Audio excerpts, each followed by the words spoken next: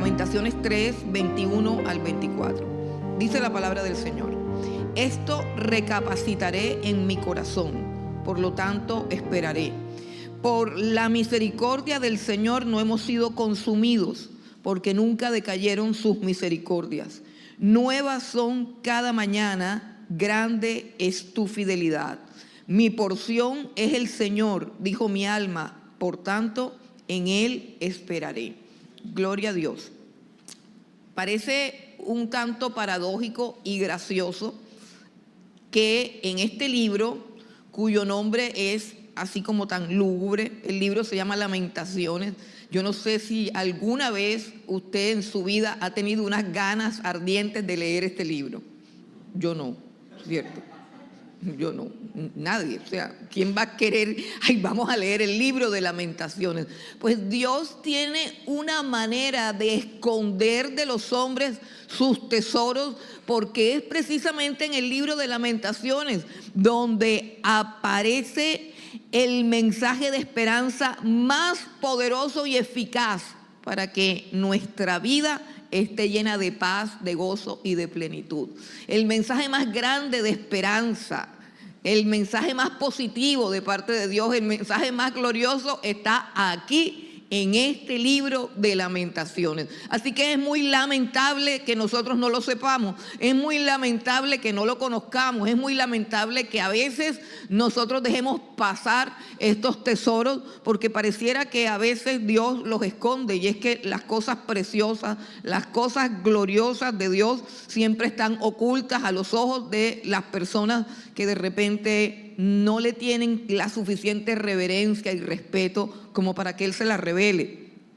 Este texto nos invita a una reflexión profunda, una reflexión que nos va a llevar a hacer dos cosas importantes para este fin de año, y es terminar este año con gratitud, con alegría, con gozo, y comenzar el año nuevo con optimismo, con fe y con confianza.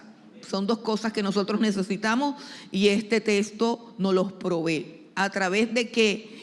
A través de lo que está escrito aquí, de estas 4 verdades que están en medio de una situación calamitosa, desastrosa, porque el libro de Lamentaciones se llama Lamentaciones porque es un registro de toda la devastación, de toda la ruina, de toda la miseria que vino sobre el pueblo de Israel y que el profeta Jeremías tuvo que sufrir y ver.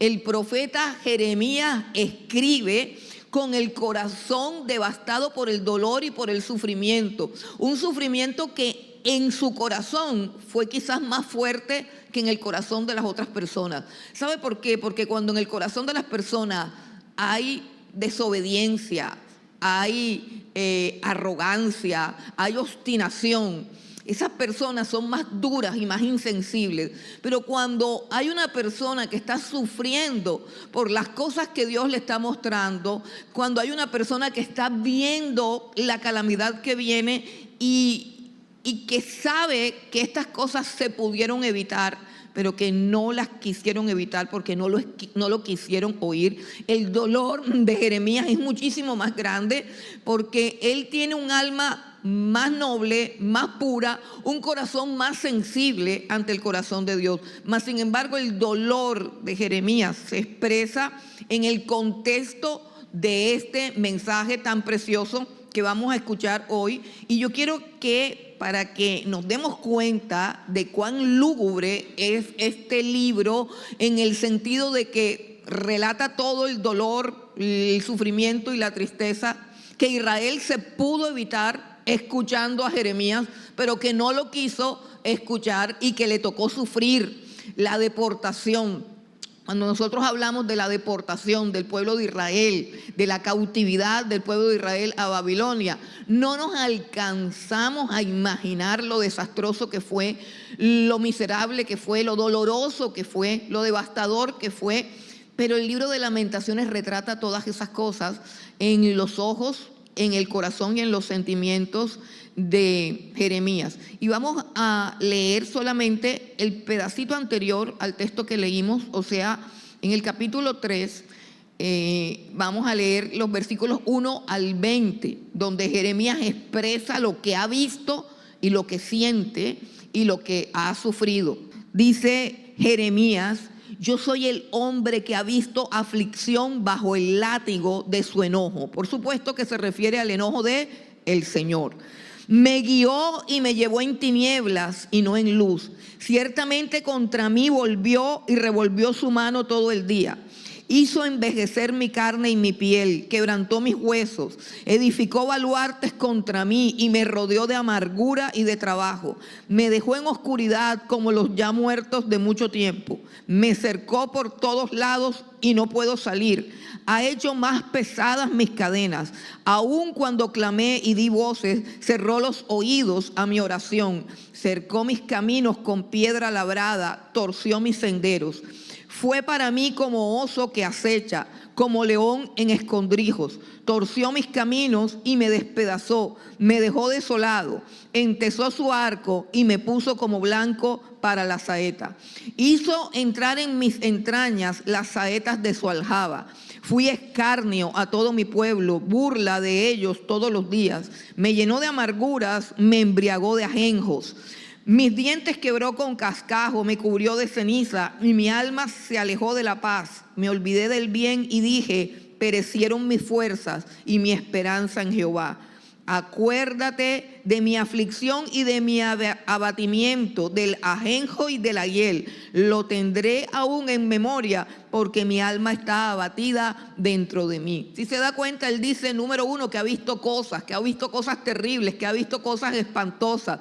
Número dos, que él tiene la conciencia clara de que ha sido Dios el que ha producido todo este desastre, toda esta calamidad provino directamente de Dios. Está consciente que por mucho que él oró y suplicó, porque Dios lo puso como un intercesor, Dios nunca lo escuchó cuando clamaba a favor del pueblo, cuando clamaba a favor de misericordia para que estas cosas que él veía en visiones que iban a suceder no sucedieran. Y su alma se llenó de dolor, se llenó de tristeza. El hombre de Dios, el hombre que recibe un mensaje de parte de Dios, quiere ver siempre el resultado eficaz que debe producir ese mensaje. O sea, el hombre de Dios predica para ganar almas. El hombre de Dios predica para que se conviertan las almas. El hombre de Dios predica buscando un resultado. Pero ¿qué tal si Dios nos hace pasar por esa predicación, que cumplamos fielmente lo que estamos haciendo y el resultado sea ingratitud, traición, soledad, miseria, rebeldía, obstinación, y que las personas no aprendan nada? Por ejemplo, el 25 de diciembre, yo supe que estaban dando una película que se llama Rey de Reyes. Había visto el tráiler de la película y me llamó la atención que la iban a presentar el 25 de diciembre. Y yo me propuse ir a verla porque me encantan los dibujos animados y sobre todo ese estilo de dibujos animados me parecía supremamente hermoso, supremamente precioso y la temática increíble. Y por esos días, y les pongo como la comparación de algo que me causó profundo dolor, profunda tristeza. Cuando vi la película, vi toda una obra de arte magistral, poderosa, con un diseño, con unas cosas hermosas, y pues yo creo que en el teatro estábamos Ángela y yo y como 3 personas más. No había más nadie. Mas, sin embargo, hay una cantidad de películas tontas de muñequitos producidas por grandes empresas que planifican la destrucción de la familia, de los valores y de todas esas cosas, y a esas películas todo el mundo va, aún los cristianos. Pero de esas películas yo estoy segura que muchos aquí ni se enteraron. Y pensaba yo en el productor de la película, pensaba yo en la manera como recaudaron dinero, fondos y todo lo que hicieron para presentar hermanos, semejante obra de arte con el propósito de glorificar a Dios y salvar a las familias y salvar a los niños. Pero el teatro estaba vacío. No estaban ni aquellos ni nosotros. Si hubiera sido la saga de las estupideces esas que nosotros conocemos y que con anticipación, con fervor yo veo con mis propios ojos cómo se preparan los cristianos, y yo digo, con razón tienen la cabeza tan llena de nada. Con razón nuestros hijos a veces se pierden en sus propios pensamientos, se pierden en sus propias locuras, porque es que nosotros mismos buscamos la vanidad y la necedad. Cómo se llenan las películas tontas, estúpidas, mentirosas, de productores, repito, que tienen como propósito destruir los fundamentos de Dios, y aún la misma iglesia los apoya. Pero no vi, a partir de los que estaban ahí, que no sé si eran cristianos y se habían entrado al teatro por equivocación, no vi a ninguna familia llevando a sus niños a ver esa película. Eso es supremamente triste, eso es supremamente doloroso. Eso es una señal de cómo está la iglesia, de cómo está el pueblo de Dios. Es una señal de lo que está pasando en nuestras mentes, qué hay en nuestras mentes, qué hay en nuestros corazones. Y cada vez veo más cosas. Veo personas tomando decisiones sin tener en cuenta a Dios, sin nombrar siquiera la voluntad de Dios, sin haber tenido un instante, un segundo donde me arrodillo y le pregunto, Señor, ¿esta es tu voluntad o no? Sin nombrar a Dios. Solamente se dejan cautivar y seducir por el mundo. Y la Biblia dice que el amor por el mundo es enemistad contra Dios. Ver estas cosas de verdad produce dolor, produce tristeza, porque Dios no se va a quedar así, es decir, porque va a haber una consecuencia. Todas mis decisiones tienen consecuencias. Lot escogió una llanura fértil, y en esa llanura fértil encontró su ruina, su miseria y la de toda su casa, porque simplemente se dejan llevar. Y así pasó con el pueblo de Israel, y así sigue pasando. Seguimos escogiendo sin Dios, seguimos menospreciando y despreciando a Dios.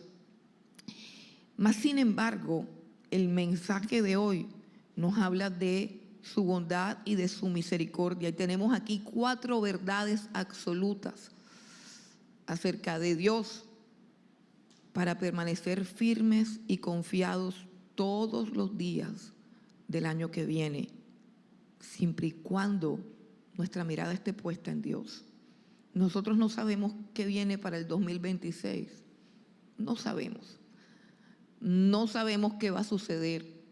Además de que vivimos en un tiempo que en términos generales, en términos globales, estamos viviendo un tiempo de convulsión, de cambio. O sea, estamos pasando de una era a otra era, por así como lo dicen la gente del mundo.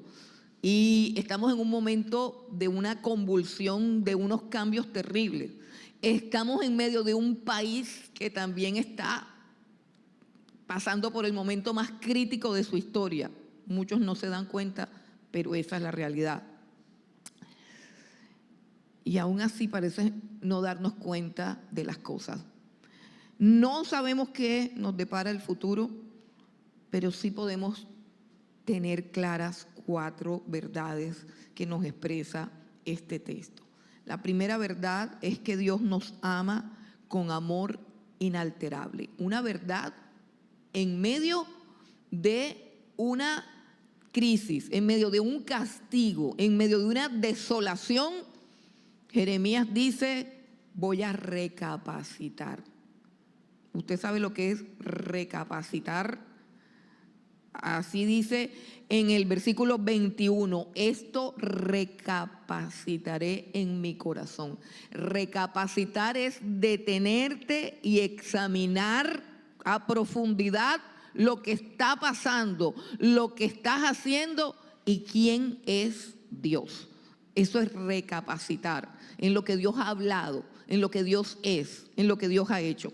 Entonces es tiempo para recapacitar en 4 verdades absolutas. La primera de ellas, Dios nos ama con amor inalterable. Dios nos ama con amor inalterable. Dice, por la misericordia de Jehová no hemos sido consumidos, porque nunca decayeron sus misericordias. La palabra misericordia que hay aquí tiene una connotación muy particular y muy singular, que la diferencia de otros contextos. La palabra misericordia que hay aquí es el término hebreo hesed, que significa amor fiel. Por eso algunas Biblias lo traducen como el fiel amor de Dios. El fiel amor de Dios nunca decae, nunca se acaba. La palabra misericordia aquí tiene esa connotación, una connotación de amor fiel, un amor inalterable. Eso es lo que significa hesed, la palabra que ha sido traducida en este texto por misericordia. Y es lo primero que nos quiere decir el texto, que Dios nos ama con un amor inalterable.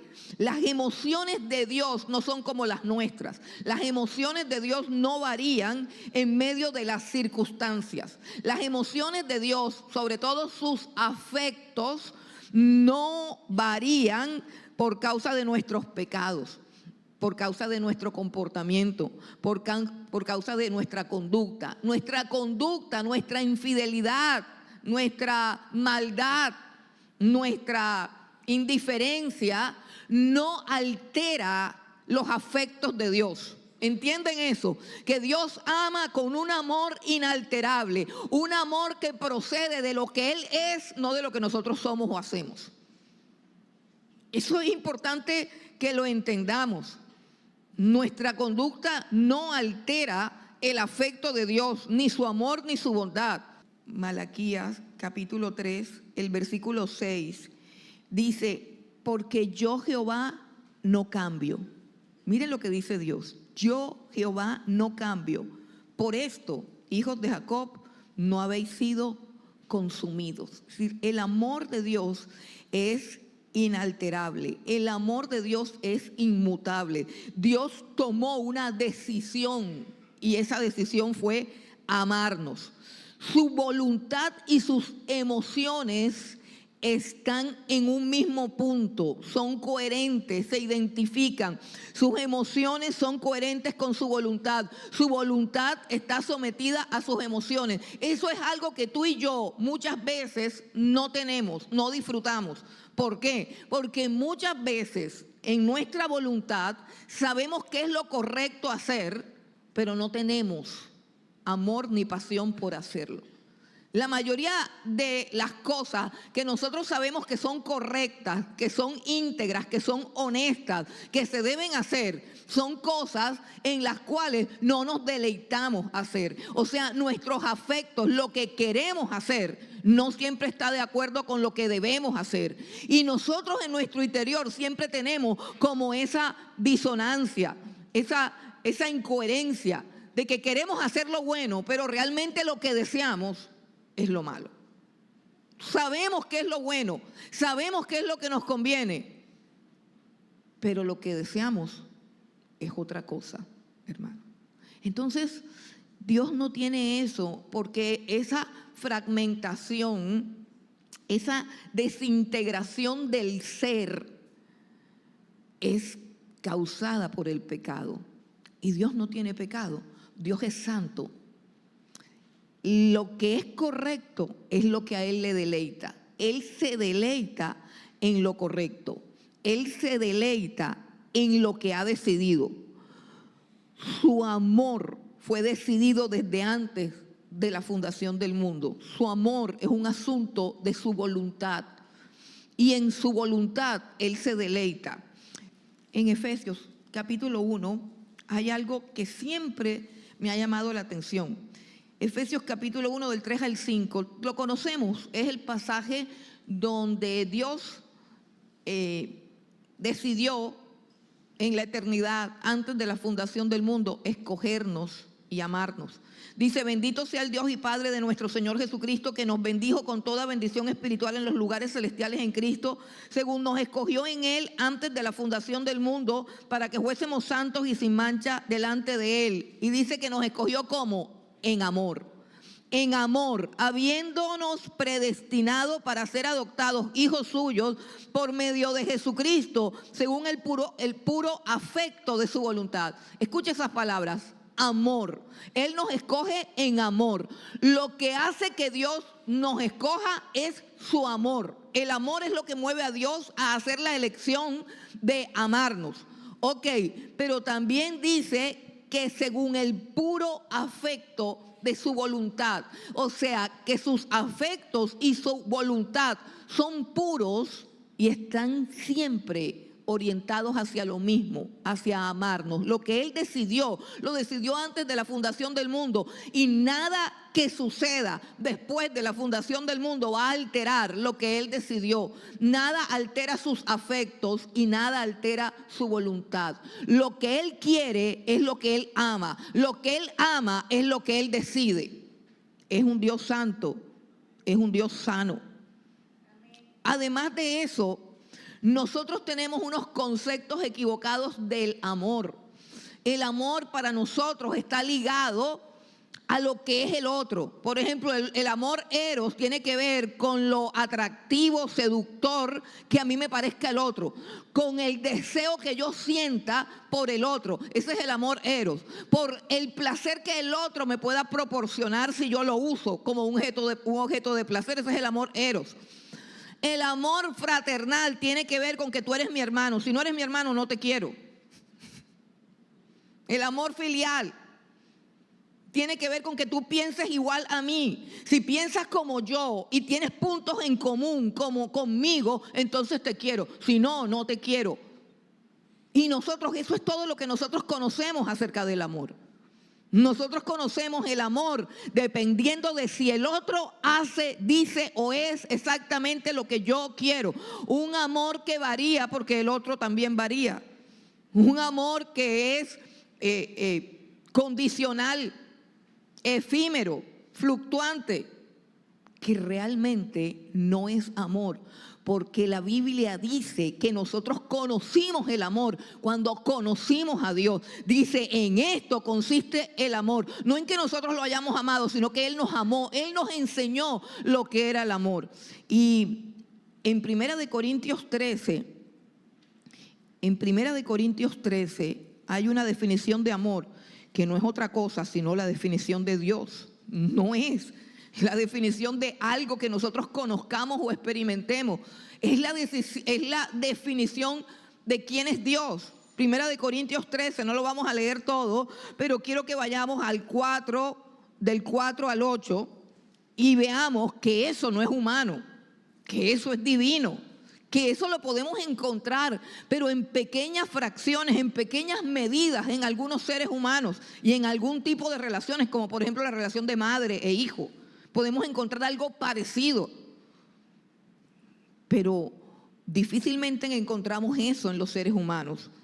Este es el amor de Dios, del cual habla 1 Corintios 13, versículo 4, dice: el amor es sufrido, el amor es benigno, el amor no tiene envidia, el amor no es jactancioso, no se envanece, no hace nada indebido, no busca lo suyo, no se irrita, no guarda rencor, no se goza en la injusticia, mas se goza en la verdad. Y dice el versículo 7, todo lo sufre, todo lo sufre. ¿Sí ve? Sufre, el amor sufre, claro, sufre cuando la persona a la que amas resulta ser mentirosa, traidora, no te quiere, te ignora, te abandona, te deja, habla mal de ti. ¿El amor puede con eso? El tuyo no, pero el amor de Dios sí. El amor todo lo sufre, el amor de Dios. Y si tú tienes el amor de Dios en tu corazón, podrás amar así, pero de otra manera jamás lo harás. El amor todo lo sufre, el amor todo lo cree, el amor todo lo espera, el amor todo lo soporta, Y por último, en el versículo 8 dice, el amor nunca deja de ser. El amor nunca deja de ser. Si se deja de amar es porque nunca se amó. Repito, si se deja de amar es porque nunca se amó. Se deseó, se simpatizó, se codició, se disfrutó, pero nunca se amó. El amor no deja de ser. Y Dios nos ama con un amor inalterable. El amor de Dios no ha cambiado. Cambiamos nosotros y nuestra percepción de Dios y de las cosas puede cambiar, pero Dios mismo nos ama con amor inalterable porque Dios es inmutable. Inmutable en sus decisiones, inmutable en sus afectos, en su amor. La segunda verdad que nos recuerda este texto es que Dios renueva sus misericordias cada mañana. Así como el maná, recuerdan el maná que había que irlo a buscar cada mañana porque cada mañana caía del cielo la porción que se necesitaba para todo el día. Dios dice en su palabra que Dios renueva sus misericordias cada mañana. Es como lo dice aquí Jeremías. Dice, nuevas son cada mañana. Por la misericordia del Señor no hemos sido consumidos porque nunca decayeron sus misericordias. Nuevas son cada mañana. Nuevas son cada mañana. Ahora, nosotros tenemos una dificultad y Dios insiste mucho en esto. La vida cristiana necesita urgentemente de esta verdad. Para que lo podamos comprender mejor, hay un texto paralelo en Mateo capítulo 6, Mateo 6, 34. Dice, así que no os afanéis por el día de mañana, porque el día de mañana traerá su afán.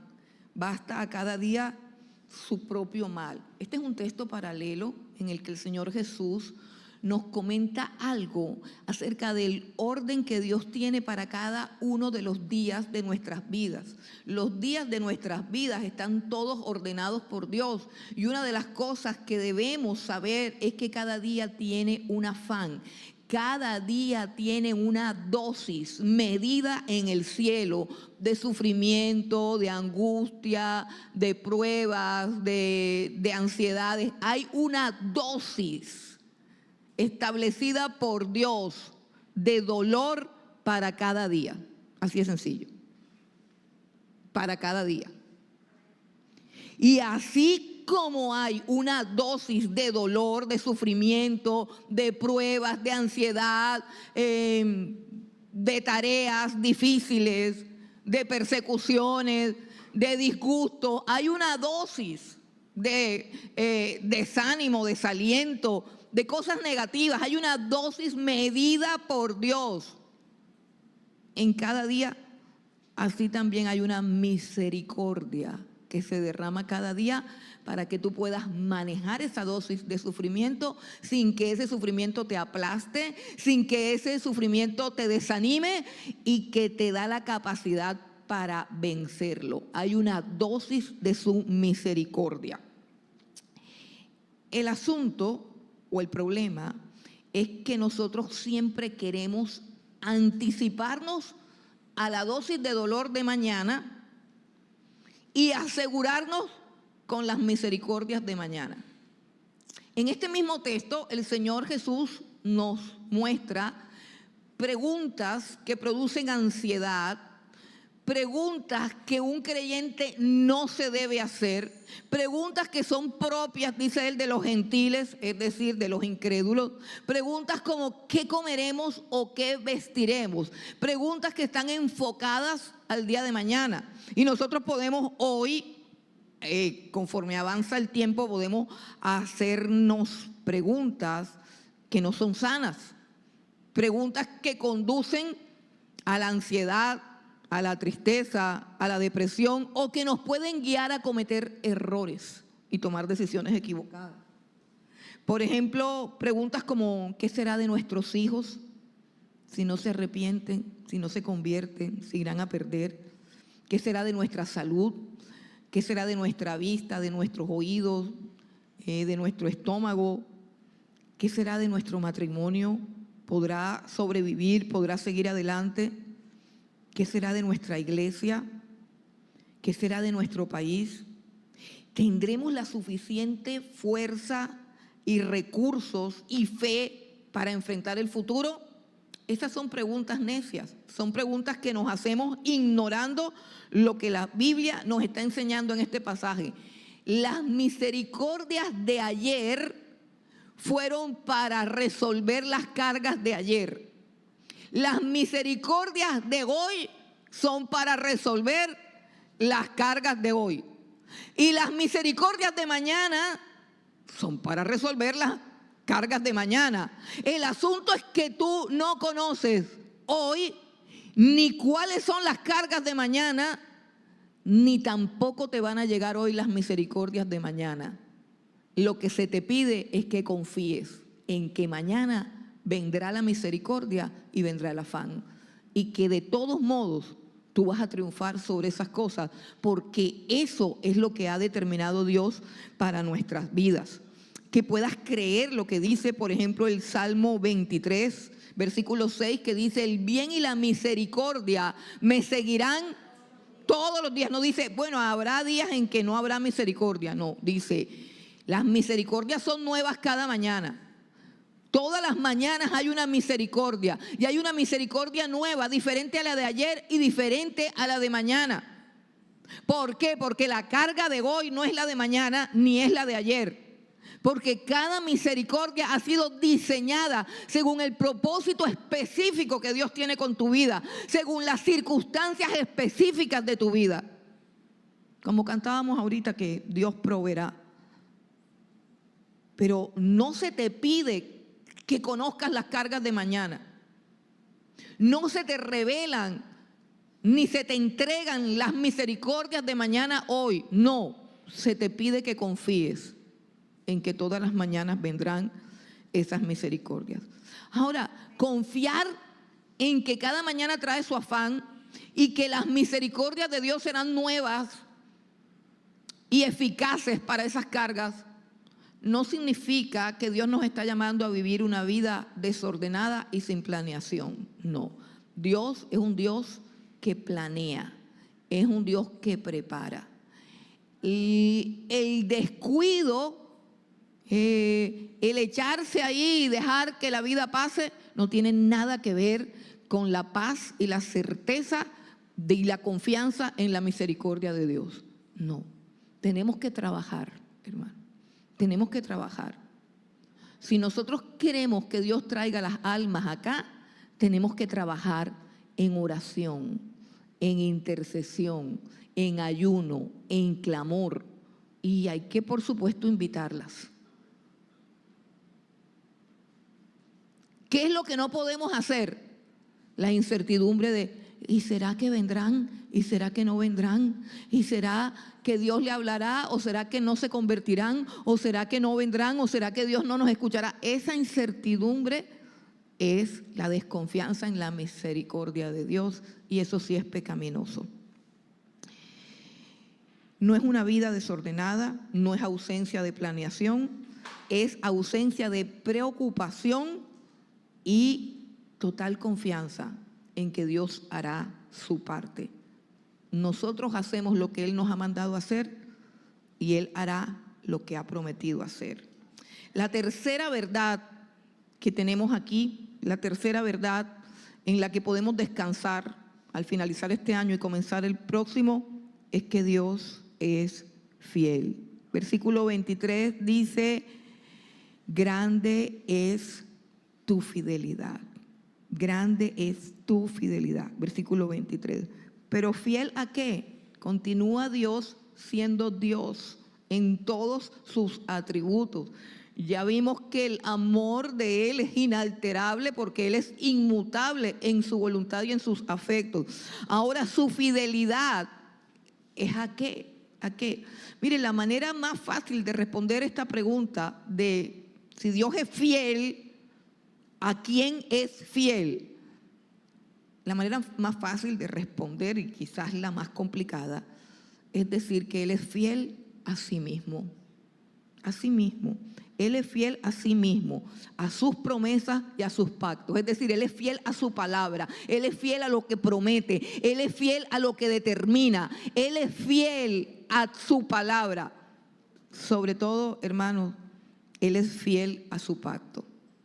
Escúchame bien. Y la manera como Dios quiere ser honrado es a través de la confianza que puedas tener en su fidelidad. O sea, la manera como tú puedes honrar a Dios es descansando en la fidelidad que Dios tiene para consigo mismo, para con sus promesas, para con su palabra, para con sus pactos. Dios está interesado en que tengas la seguridad, la certeza plena de su fidelidad hacia todo lo que te ha prometido. Dios está interesado en eso. Y quiero que vengas conmigo a Hebreos capítulo 6. Hebreos capítulo 6 del 17 al 18. Por lo cual, queriendo Dios mostrar más abundantemente a los herederos de la promesa, mire que no dice a la gente buena, dice a los herederos de la promesa. Por lo cual, queriendo Dios mostrar más abundantemente, o sea, Dios quiere que tú entiendas a mayor profundidad. Quiere demostrarte abundantemente la inmutabilidad de su consejo. Dice, interpuso juramento para que por dos cosas inmutables, en las cuales es imposible que Dios mienta, tengamos un fortísimo consuelo los que hemos acudido para asirnos de la esperanza puesta delante de nosotros. Hay dos cosas inmutables que hace imposible que Dios deje de cumplir lo que ha prometido.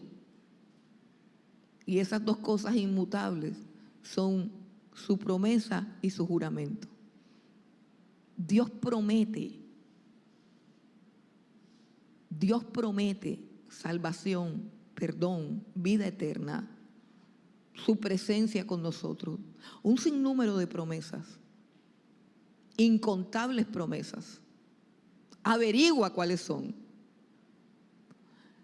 Y además de que promete todas esas promesas, para que tú no dudes del cumplimiento, de la veracidad, de la certeza de esas promesas, también jura que lo va a hacer, para que tú tengas como garantía de tu bienestar, de tu mañana, de tu futuro, para que cuando tú te hagas todas esas preguntas de qué comeré, qué vestiré, dónde estudiarán mis hijos, ¿será que Dios nos va a salvar? ¿Será que Dios nos va a dejar? ¿Qué pasará con el país? ¿Qué pasará con la iglesia? Para que te hagas todas esas preguntas, tú puedas responder, Dios lo prometió y además lo juró, no te dejaré, no te desampararé. Bendito sea Dios, bendito sea Dios. Hermanos, es que la Biblia, escuche, la Biblia no es el libro de aventuras de hombres grandes, no. Uno dice, ay, y hay muchas escuelas dominicales, es decir, los contenidos de las escuelas dominicales basadas en los héroes de la Biblia. Y entonces sale Sansón, entonces sale Noé, entonces sale Abraham, entonces salen los héroes de la Biblia. Hermano, pero la Biblia no es la historia de los héroes de la Biblia. Es la historia de la fidelidad de un Dios que siempre estuvo a favor de un mentiroso como Abraham, de un asesino como Moisés, de un tramposo como Jacob, de un adúltero como David. Esa es la historia de la Biblia real, porque es que a nosotros nos sacan versiculitos bonitos, un pedacito de un salmito y un pedacito de por acá, pero si te la lees toda vas a encontrar una parranda de hombres malos a los cuales Dios les fue fiel. ¿Por qué? Porque lo prometió y porque lo juró. Una prostituta mentirosa como Rahab, y Dios la salvó, la bendijo, la honró.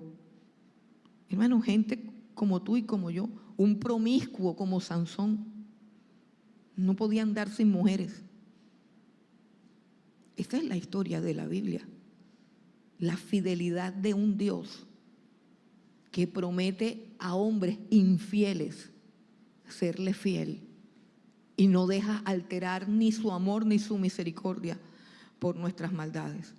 Gente como tú y como yo, para los cuales la palabra de Dios dice, un texto bien lindo que dice, cosas que ojo no vio, ni oído oyó, ni han subido al corazón de hombre, son las que Dios ha determinado para los que le aman. Pero sabes que a mí me gusta más como dice Isaías. Ese texto es un texto de Isaías. Está en 1 Corintios 2:9, pero lo está citando Pablo. Yo quiero que vayamos al texto original, donde está Isaías, en el capítulo 64 de Isaías, porque habla de la sorprendente, asombrosa y maravillosa misericordia y fidelidad de Dios. Isaías capítulo 64, versículo 4. Mire lo que dice: ni nunca oyeron, ni oídos percibieron, ni ojo ha visto a un Dios fuera de ti que hiciese por el que en él espera. Lo voy a decir en otras palabras para ver si de pronto captamos mejor. Está diciendo, nadie ha visto, nadie ha oído, nadie se ha imaginado que existiese un Dios que hiciera todas las cosas que es capaz de hacer solamente por los que en él esperan. Dice, es inimaginable lo que Dios puede hacer por ti. Es inimaginable todas las promesas de Dios. ¿Sabes qué? Estoy recordando que el Señor ha puesto una inquietud muy fuerte en mi corazón con dos cuadros que me ha mostrado acerca de que tenemos que estar en la lucha de la transformación de nuestra mente para la renovación de nuestro entendimiento y para que cambien también nuestras circunstancias. Tiene que cambiar nuestra mente. Yo creo que la mayoría de los estados y de las circunstancias que nos rodean tienen que ver con la actividad de nuestra mente. Yo lo creo. Y que nuestra mente tiene que ser transformada por la palabra de Dios. Que la palabra de Dios es una bomba para transformar toda nuestra mente. Yo creo que alrededor de nuestros pensamientos hay mucha negatividad, hay mucha oscuridad que tiene que ser iluminada por la palabra de Dios. Y estábamos diseñando un afiche. Le pedí a Dios que me diera 7 promesas de las miles promesas que hay. Estamos diseñando un afiche con unas promesas de Dios para que usted cada día que se levante tenga el afiche, no sé, encima del espejo, de la nevera, del baño, no sé dónde lo va a meter, pero que usted cada día pueda repetir en voz alta para que sus oídos oigan y su mente procese todas las promesas de Dios. Si te levantas cada día y lo primero que dices es, el Señor es mi pastor, nada me faltará. El bien y la misericordia me seguirán todos los días de mi vida. Y si tú comienzas a hacer esto todos los días de tu vida, algo grande puede suceder. Algo poderoso puede suceder. Esperemos que el afiche esté listo en cualquier momento para que podamos comenzar el año que viene con una disciplina más fuerte para nuestra alma y para nuestro entendimiento. El Señor ha hecho miles de promesas. Por ejemplo, si confesamos nuestros pecados, dice, Él es fiel y justo para perdonarnos y limpiarnos. Dice, aunque pases por el fuego, es decir, no hay una promesa de no pasar por el fuego, pero hay una promesa que dice, aunque pases por el fuego, no te quemarás.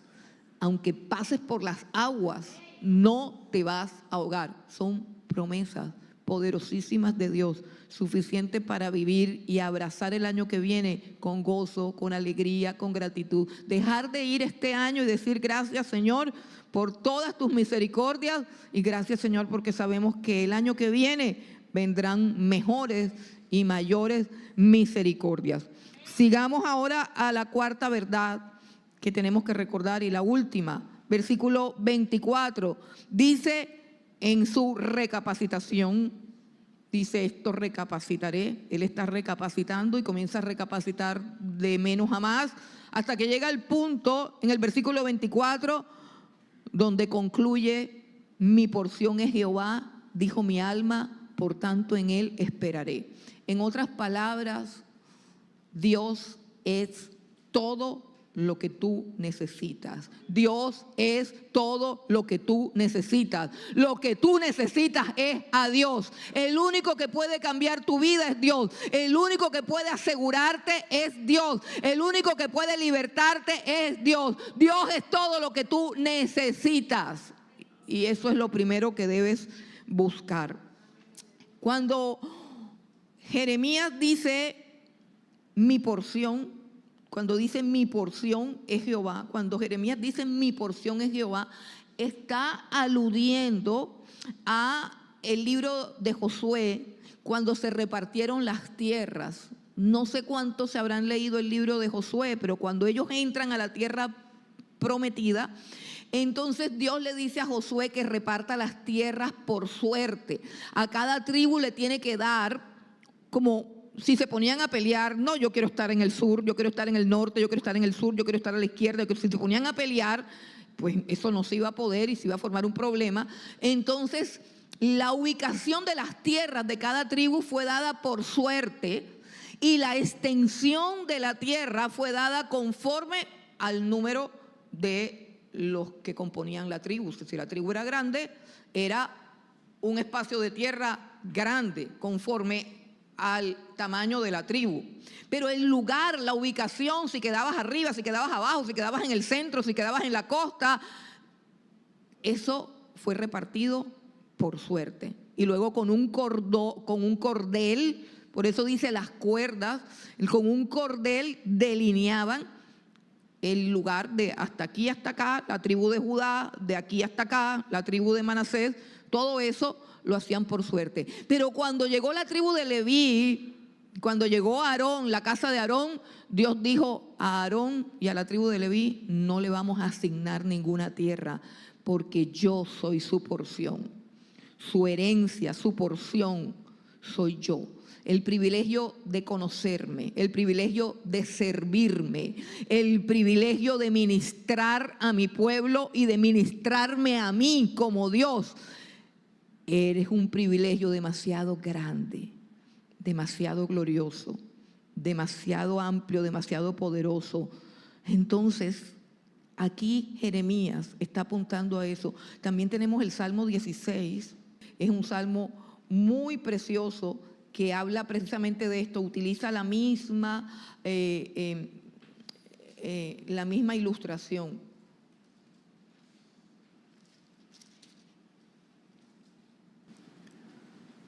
Versículos 5 y 6 dice: Jehová es la porción de mi herencia y de mi copa. Tú sustentas mi suerte. Interesante que aparezca la palabra suerte cuando la gente habla mucho de la suerte en términos paganos. O sea, como, ay, yo sí soy de malas, yo sí soy pagada, yo sí soy salado, o tú sí eres de buenas, o todas esas cosas. Dice: Jehová es la porción de mi herencia y de mi copa. Tú sustentas mi suerte. Las cuerdas me cayeron en lugares deleitosos, y es hermosa la heredad que me ha tocado.